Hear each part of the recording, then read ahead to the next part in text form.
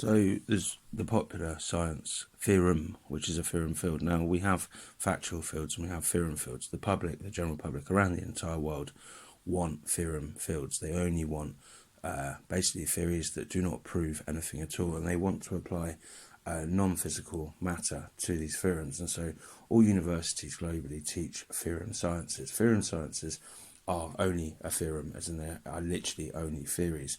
So what has happened is the reality, and reality as a whole, is known by all universities generally through document, through research, through Harvest and everything else as a theorem. And then there is the fact, and the fact is people don't even want on mainstream news at all fact. They don't want scientific fact. The whole science scene as a whole is right on its head.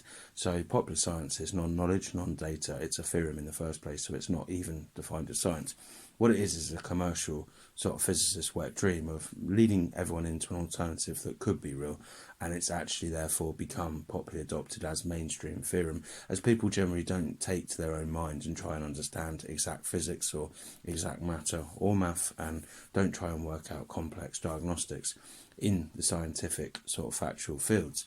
So what you have is now the real people is sort of upon Earth, which is only about 1 to 4% of Earth that can probably or possibly perceive it accurately, or can at least adopt a measure where it's real, is that they are based on a fact. They're based on a ground sort of, and a ground network, if you like, but a piece of level land, as it were, and they're working up from that on their factual studies. These people do not find themselves able to get into science as a result of basically being non-delusional, as in they're sane and sane people, they're straight and bi and gay people, which are not crazy. Where it turns it on its head is that insane people and inane people are basically dominating the field of science through media, and therefore on top of this dominating people's minds across Earth. And while they're dominating people's minds across Earth, the sad story is that people don't even want to know real data.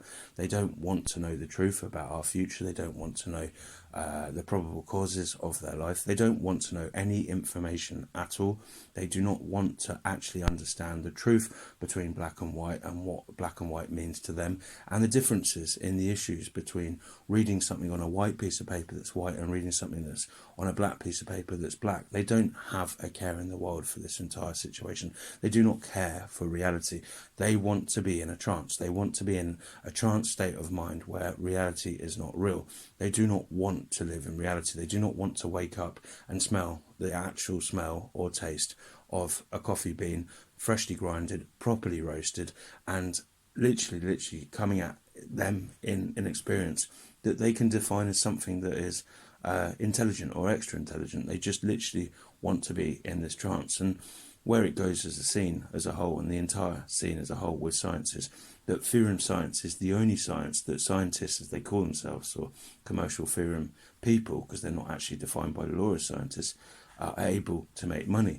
So where I could go myself is I could add to the theorems, or I could learn their theorems, their fantasy sciences, and go and teach it in university, or build a popular career for myself teaching false information. But the fact is there is real information available, and the universities, the education systems as a whole, also the media, research laboratories, everyone around the world that works in SIAM fields, as they're known as, in theorem fields of non-science, do not want actual data. They do not want real fact. They want to be in a fantasy. They want to be in a delusion. And while they want to be in a delusion, there is absolutely no money for me as a scientist, credited as a scientist internationally, and I'm credited as a scientist internationally throughout 17 nations, in actually teaching truth to students or applying this madness to media. There is no money in it whatsoever. The only thing there's money in it, for me as a whole, is just generally copying the code of conduct of non-scientists and misadvertising real information as they do, but while being consciously aware that it's misinformation, that I am not teaching real information. The difference with these popular theorems, sort of non-scientists, but people that define themselves as scientists, is they honestly believe these theorems are true.